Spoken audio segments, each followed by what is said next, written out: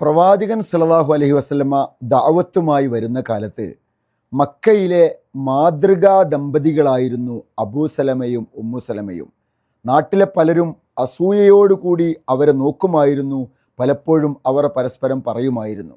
പ്രവാചകൻ പ്രബോധനം ആരംഭിച്ച് ഏറെക്കുറെ ആദ്യഘട്ടത്തിൽ തന്നെ രണ്ടുപേരും മക്കളടക്കം ഒന്നിച്ച് കുടുംബസമേതം ഇസ്ലാമിലേക്ക് കടന്നു വന്നു. മാത്രമല്ല, കുടുംബം ഒന്നിച്ച് തന്നെ മക്കയിൽ നിന്ന് മദീനയിലേക്ക് ഹിജറ പോയി. മദീനയിൽ ചെന്ന് ഏതാനും കാലം കഴിഞ്ഞപ്പോൾ അബൂ സലമ മരണപ്പെട്ടു.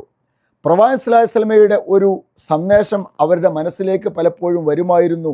ഒരു വിശ്വാസിക്കോ ഒരു വിശ്വാസിനിക്കോ ഒരു മുസീബത്ത് ബാധിക്കുകയും അതിൽ അവർ ക്ഷമിക്കുകയും ചെയ്താൽ അള്ളാഹു അവർക്ക് പ്രതിഫലം നൽകും. എന്നിട്ട് അവർ പ്രാർത്ഥിക്കണം, അല്ലാഹുമ്മ ഇജ്റുനി ഫീ മുസീബത്തി വഖ്ലിഫ് ലീ ഖൈറൻ മിൻഹ.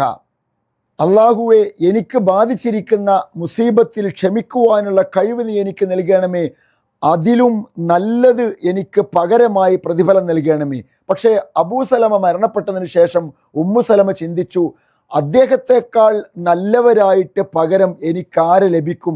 ഈ മദീനയിലോ ഞാൻ പോന്ന മക്കയിലോ അദ്ദേഹത്തെക്കാൾ നല്ലവരായി മറ്റൊരു വ്യക്തി ആരുണ്ട്? പക്ഷേ അള്ളാഹു പറഞ്ഞതല്ലേ, പ്രവാചകൻ പഠിപ്പിച്ചതല്ലേ എന്ന വിശ്വാസത്തോടെ ഉമ്മു സലമ പ്രാർത്ഥിച്ചുകൊണ്ടേയിരുന്നു. ഒരു ദിവസം മദീന ഉണരുമ്പോൾ കേൾക്കുന്നത് പ്രവാചകൻ സ്വല്ലല്ലാഹു അലൈഹി വസല്ലമ ഉമ്മു സലമയെ വിവാഹം കഴിച്ചു എന്ന വാർത്തയായിരുന്നു. അവർക്ക് പൂർണ്ണമായും വിശ്വാസം വന്നു. അള്ളാഹുവിൽ കാര്യങ്ങൾ ഭരമേൽപ്പിച്ചാൽ അതിലും നല്ലത് അള്ളാഹു അവർക്ക് നൽകുമെന്ന്.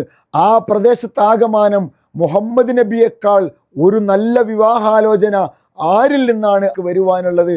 അതുകൊണ്ട് പരീക്ഷണങ്ങളിൽ ക്ഷമിക്കുവാനും അള്ളാഹുവിൻ്റെ മുൻപിൽ ക്ഷമയോടെ പിടിച്ചു നിൽക്കുവാനുമുള്ള കരുത്ത് നമുക്കുണ്ട് എങ്കിൽ നാളെ പരലോകത്ത് പ്രതിഫലം ലഭിക്കുമെന്ന് മാത്രമല്ല, ഈ ദുനിയാവിൽ തന്നെ അള്ളാഹു അവർക്ക് ക്ഷമ നൽകുകയും പ്രയാസത്തിൽ ക്ഷമിക്കുന്നതിന് പകരമായി പ്രതിഫലം നൽകുകയും ചെയ്യും.